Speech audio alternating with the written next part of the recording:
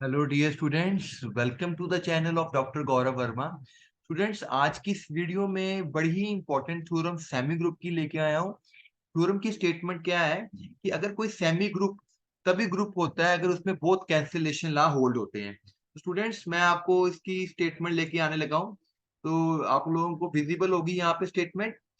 हमारे पास students theorem है,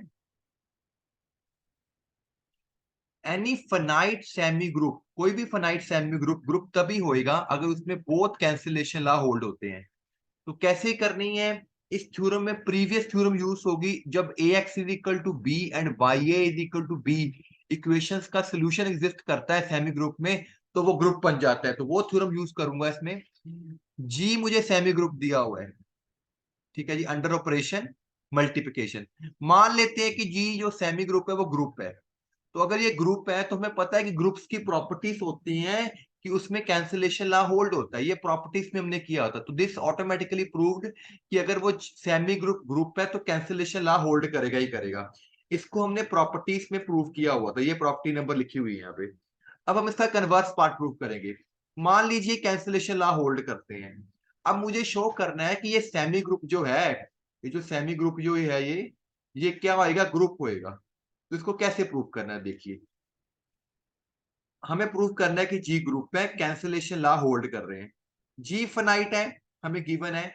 मान लीजिए जी में इतने एलिमेंट्स है, A1 A2 AN, different elements of G. तो इसका ऑर्डर कितना हो गया? n हो गया, क्योंकि इसमें n एलिमेंट्स हैं। अब हमने क्या किया, एक एलिमेंट लिया इसके बीच में से a, वो एक एलिमेंट लिया a, उस एलिमेंट को इन सभी एलिमेंट से मल्टीप्लाई कर दो, क्योंकि हमें पता है ग्रुप के किसी एलिमेंट को दूसरे एलिमेंट से मल्टीप्लाई करोगे दोबारा ग्रुप का एलिमेंट ही बनेगा।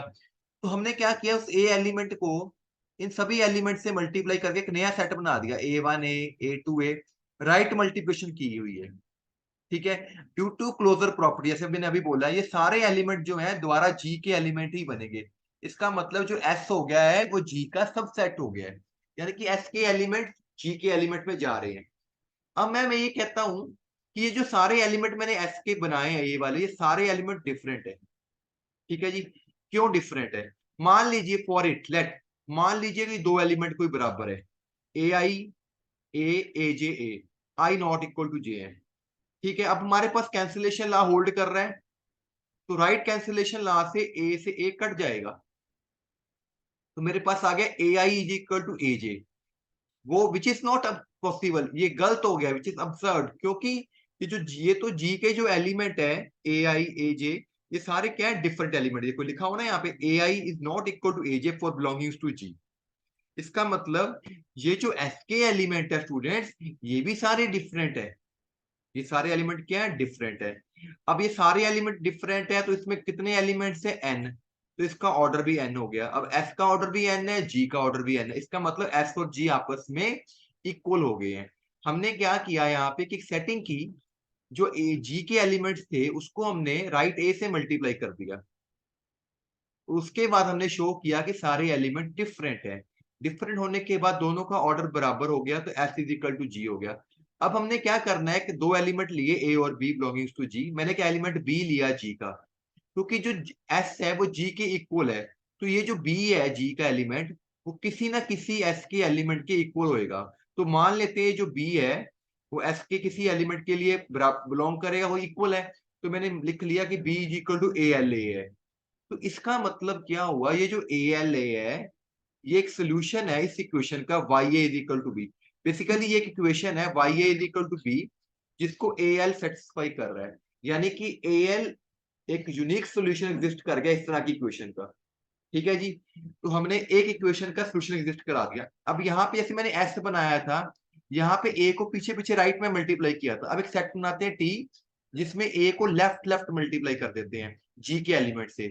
अब फिर वही बात कहेंगे कि डी जो टी के एलिमेंट है वो जी के एलिमेंट भी होंगे, क्योंकि ए एलिमेंट जी क्या है, और जब दोबारा उसको मल्टीप्लाई करोगे A1 A2 से, दोबारा जी का एलिमेंट ही बनेगा। अब ये सारे एलिमेंट हमने शो करने हैं कि डिफरेंट है टी के। तो मान लीजिए कि एलिमेंट डिफरेंट नहीं है, सेम सेम है, बराबर है। अगर ये एलिमेंट्स बराबर हैं तो राइट कैंसिलेशन से ए से ए कट जाएगा। ठीक है, but a i is not equal to a j. हमारे पास क्या हो गया? A i is equal to a j आ गया, विच इज नॉट पॉसिबल, क्योंकि ए आई ए जे इक्वल ही नहीं है, क्योंकि ये जी के एलिमेंट है। इसका मतलब टी के जो सारे एलिमेंट डिफरेंट है, तो ऑर्डर टी और जी का ऑर्डर बराबर हो गया है, इसका मतलब टी जी के इक्वल हो गया है। फिर जैसे मैंने पीछे किया है, एक एलिमेंट बी लेऊंगा जी का, जो जी का बी एलिमेंट है वो कोई ना कोई टी के एलिमेंट्स के इक्वल होएगा, तो मैंने बी इज इक्वल टू लिख दिया ए के। तो यानी कि ये जो बी इज इक्वल टू ए के है, इसमें हम ये बोलेंगे जो ए के है वो सोल्यूशन है a x is equal to b type equation का। मतलब कि हमने किया क्या है, हमने ये काम किया है कि इस थ्योरम में हमने ये कोशिश की है कि हमारे पास जो इक्वेशंस है a x is equal to b, उसका सोल्यूशन ए के है, और y A is equal to b का सोल्यूशन पीछे हमने ए एल प्रूव किया है। यानी कि ये दोनों इक्वेशन सॉल्वेबल प्रूव हो गई हैं। तो अगर कोई सेमी ग्रुप हो और उसमें ये दोनों इक्वेशन सॉल्वेबल हो, तो हम उसको बोलते हैं जी ग्रुप होता है। तो ये थ्योरम हमने पिछली वीडियो में की थी। पर एक यहाँ पे एक बात बड़ी इंपॉर्टेंट है स्टूडेंट्स, अगर इनमें से एक भी कैंसिलेशन लॉ होल्ड नहीं करता, मान लो आपका लेफ्ट कैंसिलेशन लॉ होल्ड करता, राइट नहीं करता, फिर वो ग्रुप नहीं बनेगा। तो ये बात ध्यान रखनी है, अगर बोथ कैंसिलेशन लॉ होल्ड करते हैं किसी सेमी ग्रुप में, तभी वो ग्रुप होता है। तो स्टूडेंट्स बड़ी आसान थ्योरम है। कौन सी थ्योरम, इस थ्योरम को प्रूव करने के लिए इसके बीच में a x is equal to b और y is equal to b वाली सोल्यूशन थ्योरम को यूज किया गया है। Students thank you for watching my videos, please like करें चैनल को, और स्टूडेंट्स प्लीज आपको रिक्वेस्ट करता हूँ इस वीडियो को बेटा सब्सक्राइब करें चैनल को भी।